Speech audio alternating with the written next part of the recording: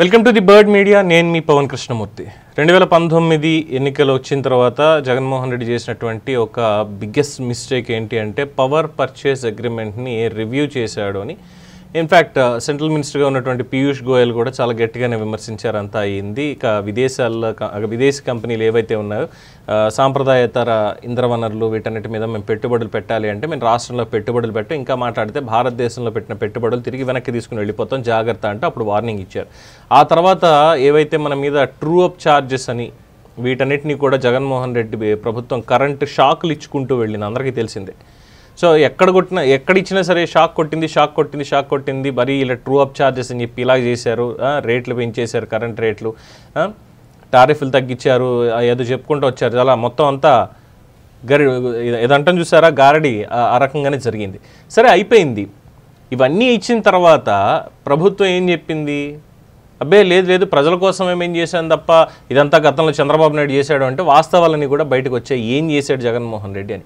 ఇవన్నీ ప్రజల్లో చెప్పి షాక్ కొడుతుందమ్మా చూడండి కరెంటు బిల్లులు ఎలా వస్తున్నాయో ఇవన్నీ కూడా తగ్గించాల్సిన అవసరం ఉంది అని చెప్పి కూటమి ప్రభుత్వం కూటమిగా ఏర్పడిన తర్వాత హామీ ఇచ్చి వచ్చి ఏ విధంగా మళ్ళీ టారిఫ్లు ఇదంతా చేశారు ఇదే అంటే ఈ రోజు ఉన్నటువంటిది. ఎందుకంటే నిన్న సూపర్ 6కి సంబంధించినటువంటి సభ అనంతపురంలో చాలా సక్సెస్ఫుల్గా జరిగింది. ప్రజలందరూ కూడా ఆదరిస్తున్నారు. అనేక విషయాల్లో కూటమిని వాళ్ళు ఓన్ చేసుకుని ఇది మేము కోరుకున్నది ప్రభుత్వం నుంచి, వీళ్ళు ఇలాగే చేసుకుంటూ వెళ్ళాలి, పొరపాట్లు ఉన్నాయి, తప్పులు జరుగుతున్నాయి, ఇది పొరపాట్లు ఉంటే సరిదిద్దుకోండి అని చెప్తున్నారు. తప్పు జరుగుతుంది అంటే ఒళ్ళు జాగ్రత్త అని చెప్పి వార్నింగ్లు కూడా ఇస్తున్నారు.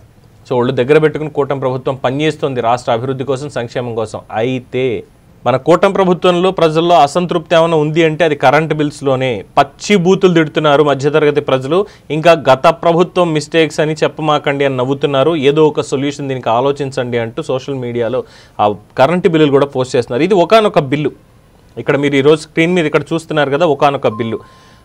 మినిమం ఎనర్జీ ఛార్జెస్ 1944 రూపాయలు, టీఓడి ఛార్జెస్ 0, ఫిక్స్డ్ ఛార్జెస్ 50 రూపాయలు, కస్టమర్ ఛార్జెస్ 55 రూపాయలు, ఎలక్ట్రిసిటీ డ్యూటీ 19 రూపాయలు, interest on ED 0, surcharge 0, grid ఛార్జీలు 0, short fall PMSG 0, other charges 0, అడ్జస్ట్మెంట్లు 0, ఎఫ్పిపిసిఏ ఛార్జెస్.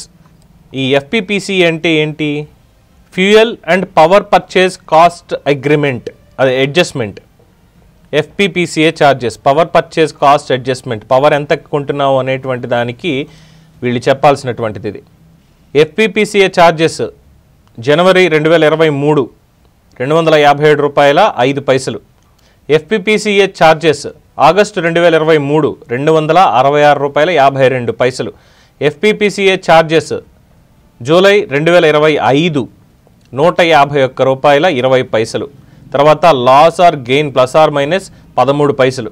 ఓవరాల్గా గవర్నమెంట్ సబ్సిడీ 0. ఓవరాల్గా వచ్చినటువంటి బిల్లు 2744 రూపాయలు. 1944 రూపాయలకి అదనంగా వచ్చినటువంటిది 744 ప్లస్ చిల్లర 800 రూపాయలు కేవలం ఈ fuel power purchase cost adjustment. Fuel and power purchase cost అడ్జస్ట్మెంట్కే 2023 జనవరి ఆగస్టు 2023లో జగన్మోహన్ రెడ్డి హయాంలో చేసినటువంటివి రెండైతే, సరే కూటమి వచ్చింది జూలైలో, వచ్చిన తర్వాత ఇచ్చినటువంటిది 151 రూపాయలు. అంటే ఏం చేస్తున్నారు ఇక్కడ?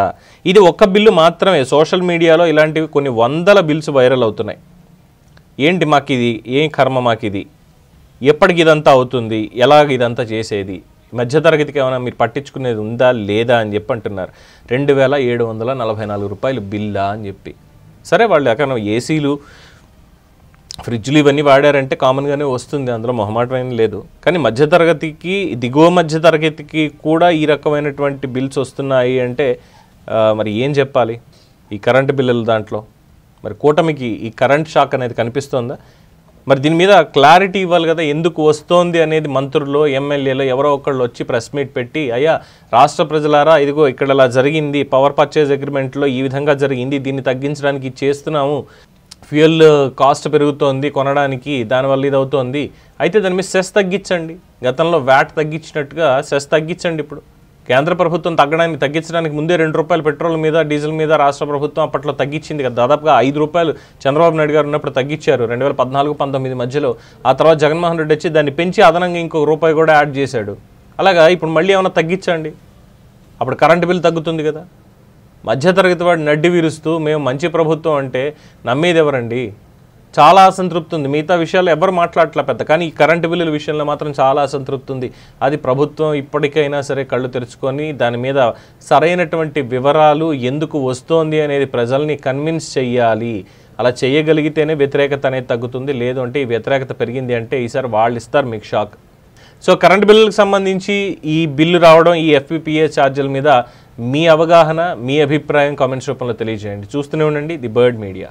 ఈ వీడియో కనుక మీకు నచ్చినట్టయితే లైక్ చేయండి, షేర్ చేయండి, సబ్స్క్రైబ్ చేయండి. అలాగే పక్కనే ఉన్న బెల్ ఐకాన్ని క్లిక్ చేయండి.